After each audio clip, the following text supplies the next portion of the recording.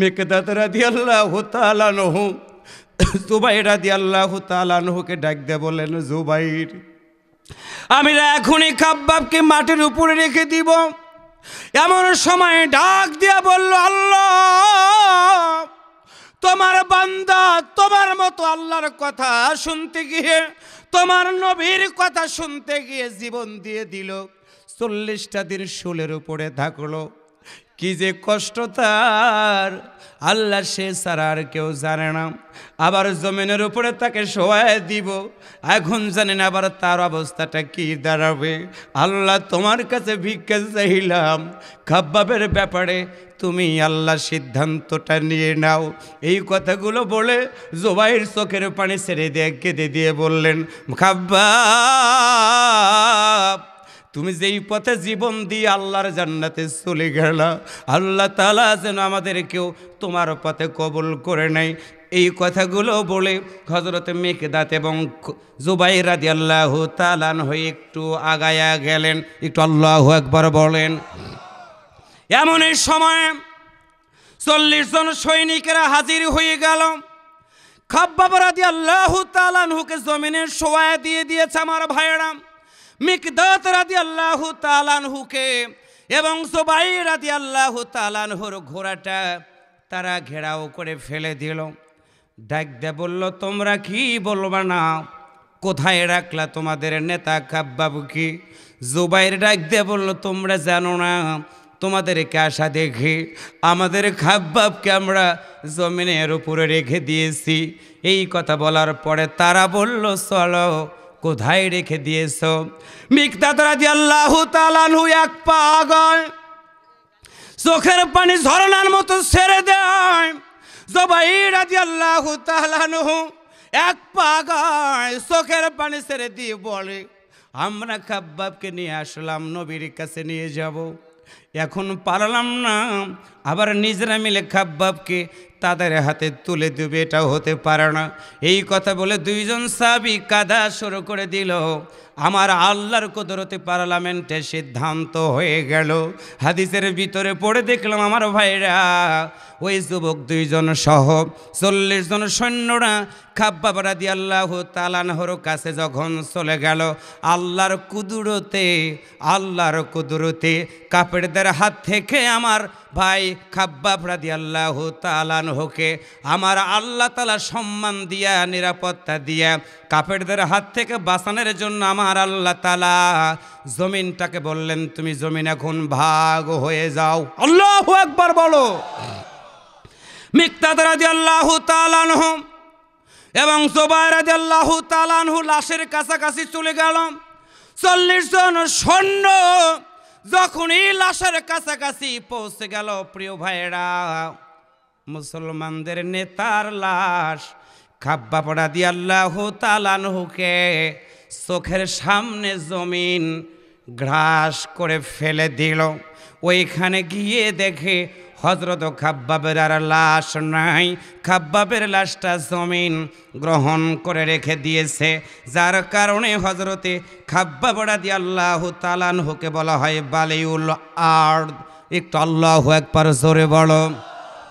আমার প্রিয় ভাইরা, বিশ্ব নবীর আনুগত্য করেছেন, ওই নবীর সাহাবীর কথা তোমাদের কাছে শুনায় দিয়ে এতটুকু বোঝানোর চেষ্টা করলাম। কারণ হলো, মরে যাওয়ার পরে যদি শহীদদের সাথে কাফেররা যেন বেয়াদবি করতে না পারে, শহীদদের লাশটা যদি আমার আল্লাহ তাআলা জমিনের ভিতরে হজম করে দিতে পারে।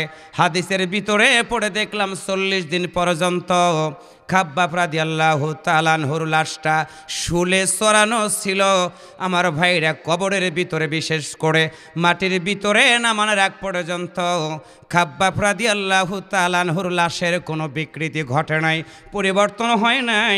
খাব্বাব রাদিয়াল্লাহু তাআলা আনহুর গোটা শরীরটা মনে হয় এখনই মৃত্যুবরণ করে শহীদ হয়ে গিয়ে আল্লাহর জান্নাতের মেহমান হয়ে গেছে।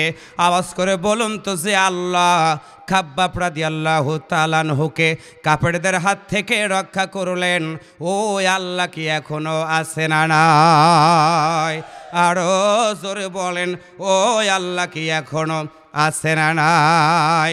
ইয়া আইয়ুহান নাবিয়্যু হাসবুকাল্লাহ।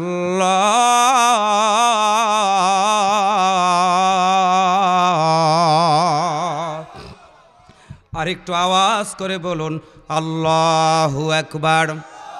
যাদের হৃদয়ে আছে আল্লাহর ভয়, তারা কভু পথ ভুলে যায় না। মারহাবা। একটু আওয়াজ করে বলুন আল্লাহু আকবার। এই লালগঞ্জিওয়ালা ভাই, হ্যালো। আমি 12টার পরে বক্তব্য রাখি না, ভাইয়ের জন্য 10 মিনিট সময় বরাদ্দ করা আছে। জাস্ট আমি যতক্ষণ কথা বলিস আমার মনটা বলছে আজকের মাহফিলের দোয়া আল্লাহর দরবারে কবুল হবে। সুবহানাল্লাহ বলা যায় না? কি প্রমাণ? যেই মজলিসে একজন মানুষ চোখের পানি ছেড়ে দিয়ে কাঁদে, ওই দোয়া আল্লাহ তাআলা ফেরত দিবে না। আমরা গোটা অডিয়েন্স আজকে স্তব্ধ হয়ে গেছে, চোখের পানিগুলো ধরে রাখতে পারি নাই। আমার আল্লাহকে আমাদেরকে ফেরত দিয়ে দিবে। প্রিয় ভাইয়েরা, আর মাত্র 5টা মিনিট আমি কথা বলবো না।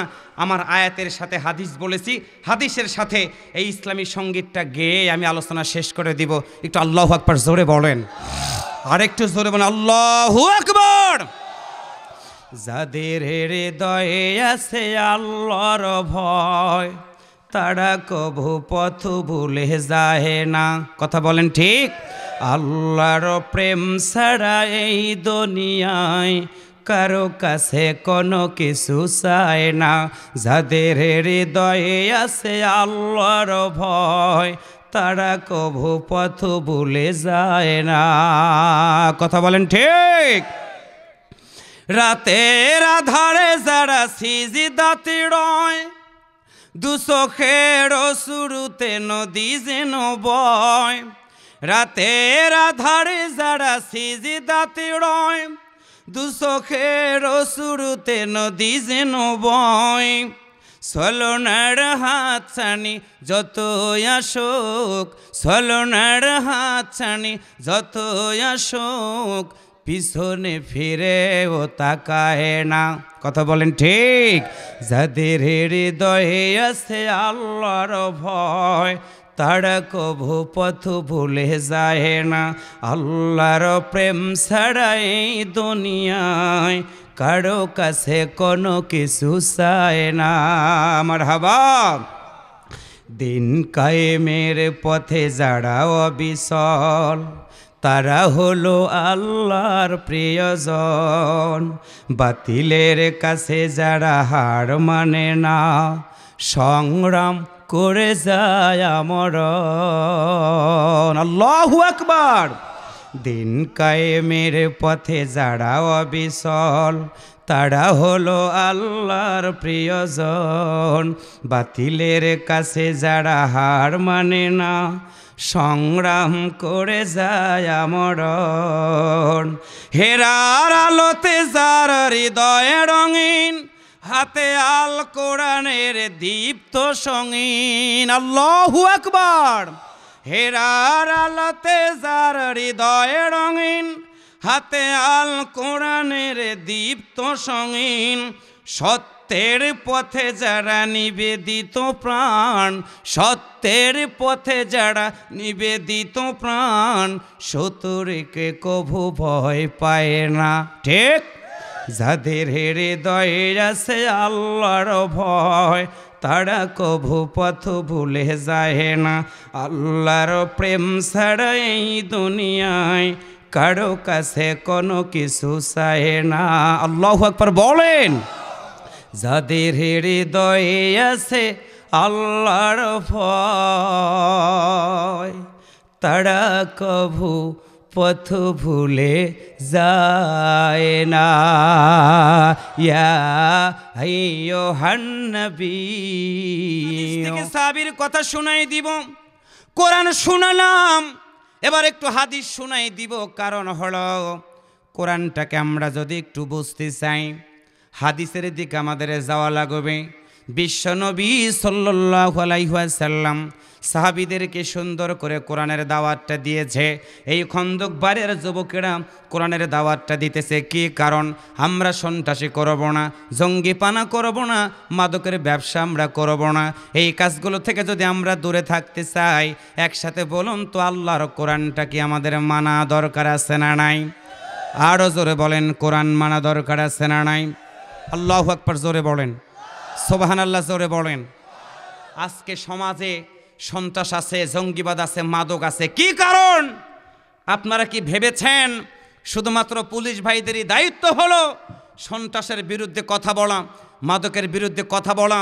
মাননীয় প্রধানমন্ত্রী জিরো টলারেন্স রেখে দিয়েছেন মাদকের কাছে, আমরা যেন কেউ মাথা নত না করি।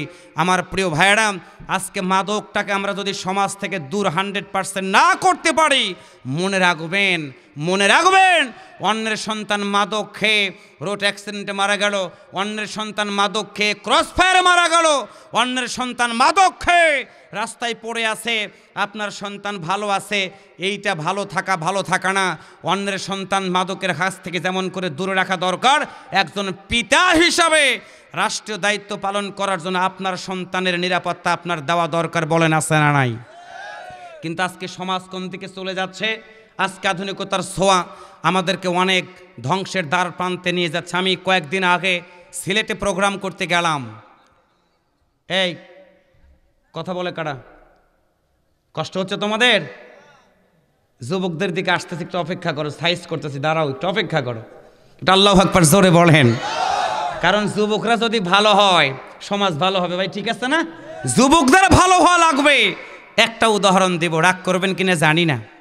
আমি কি উদাহরণ দিব?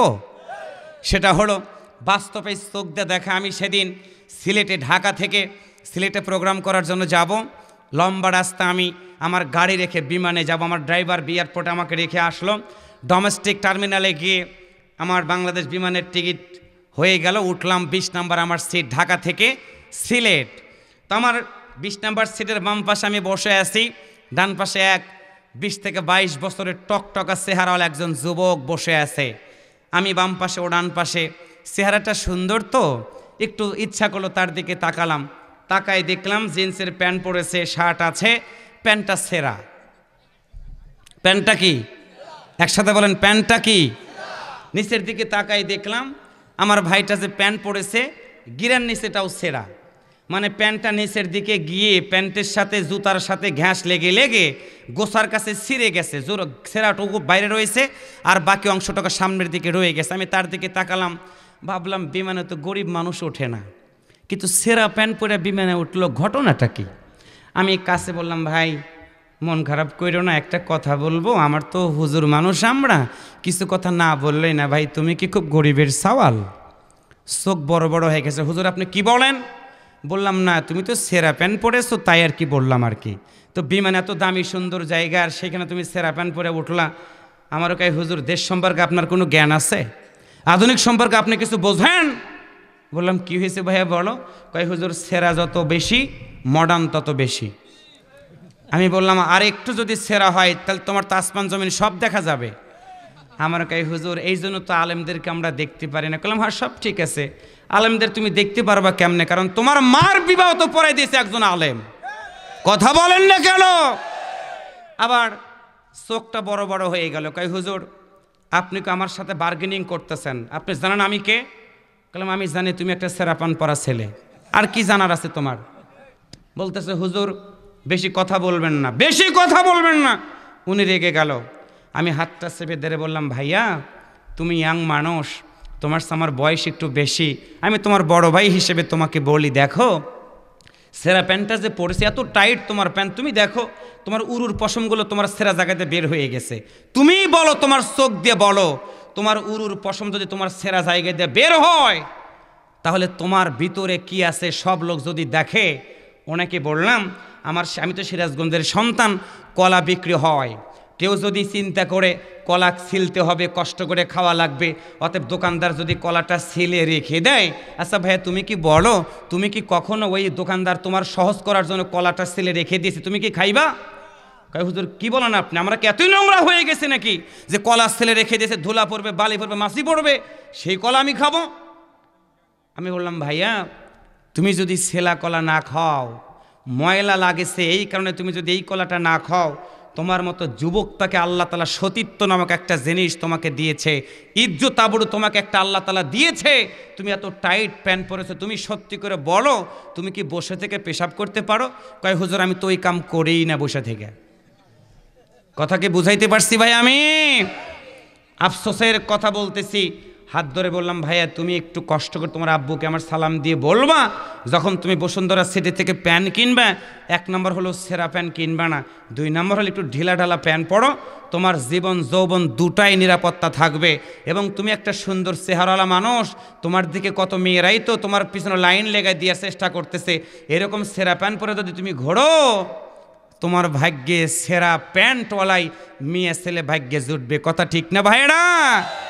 ওই সেরা প্যান্ট বুঝাইলে এতটুকু তাকে বোঝানোর চেষ্টা করেছি যে যাদের সতীত্ব নাই এমন একটা মেয়ে তোমার ভাগ্যে জুটবে। কথা ঠিক কিনা ভাইয়েরা আমার? এক পর্যায়ে 37-27 মিনিট লাগলো ঢাকা থেকে আমার সিলেট যেতে।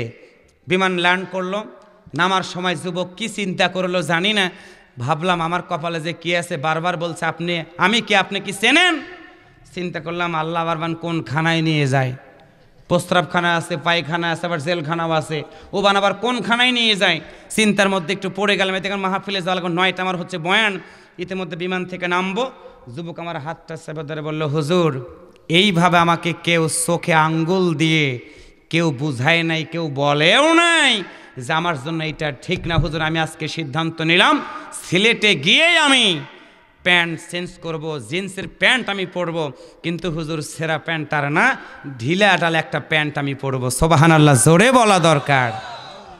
যুবক অনুরোধ করে বলি, যুবক তুমি পারো সমাজ থেকে সন্ত্রাস দূর করতে, যুবক তুমি পারো জঙ্গিবানা থেকে সমাজটাকে দূর করতে, যুবক তুমি পারো মাদকটাতেই সমাজ থেকে দূর করার জন্য। যুবক পায়ে হাত দিয়ে বলি, তুমি যদি যুবক মাদক খাও, ইয়াবা খাও, ইয়াবা খেয়ে তুমি যদি পুলিশের হাতে ধরা পড়ে, তুমি যদি ক্রস ফায়ারে চলে যাও, তোমার ইহুকালও গেল, পরকালও গেল, কারণ আল্লাহ তাআলা মাদকটাকে হারাম করে দিয়েছেন। কথা বলেন ঠিক না ভাইয়েরা? এইটা বললাম যুবকদের জন্য। আপনারা কি খুব রাগ করেন ভাইয়েরা? এবার একটু আসি, যুবকদের জন্য কিছু কথা বলা দরকার আছে না নাই? আমি কি সেইটা বলবো? ওইটা থাক, বলবো, কথা বলেন, বলবো। এবার একটু আসি, আপনারা বলতে পারেন হুজুর আপনারা তো আলেম মানুষ, রাস্তার দিকে তাকায় থাকেন, আমরা তো আল্লাহ আমাদেরকে অন্ধ বানায় নাই। সেদিন রাস্তা দিয়ে আপনাদের এই কুষ্টে বেল্ট পার হয়ে আমি দক্ষিণবঙ্গের মাগুরাতে যাব, বনপাড়া পার হওয়ার পরে দেখে আল্লাহর এক বান্দি হয়তোবা কলেজ অথবা ইউনিভার্সিটিতে পড়ে, তিনি যাচ্ছেন হেঁটে, একটা পায়জামা পরেছেন অনেক চমৎকার, আমি দেখলাম হাঁটু থেকে গিরার মাঝখান পর্যন্ত, মানে পায়ের পাতাও না হাঁটুও না, অর্ধেক। কথা কি বুঝাইতে পারছি? অর্ধেক, অনেক ঢিলা, আবার মাঝখানে কাটা।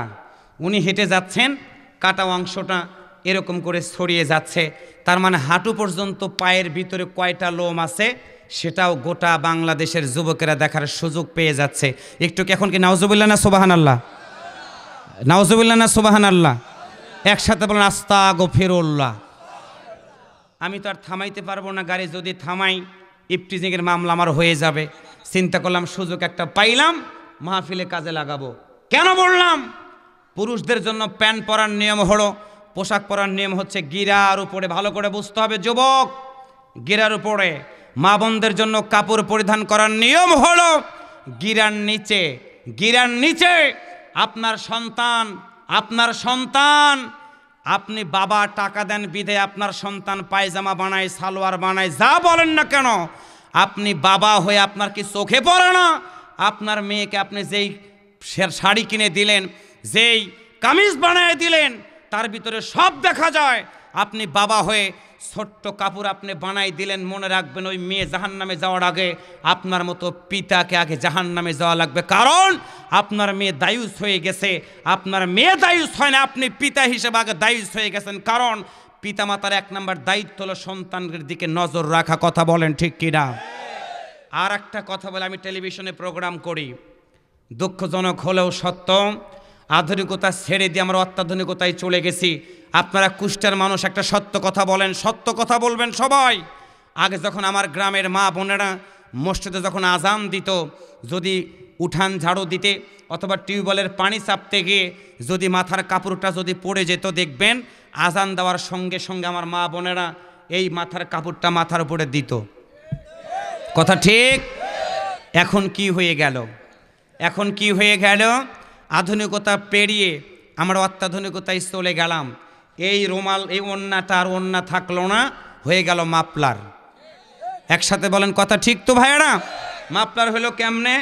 এই যে চাদরটা আমরা বানাইলাম মাফলার, এরকম করে মাফলার বানাইলাম। আধুনিকতা যারা, তারা মাফলার বানাইলাম।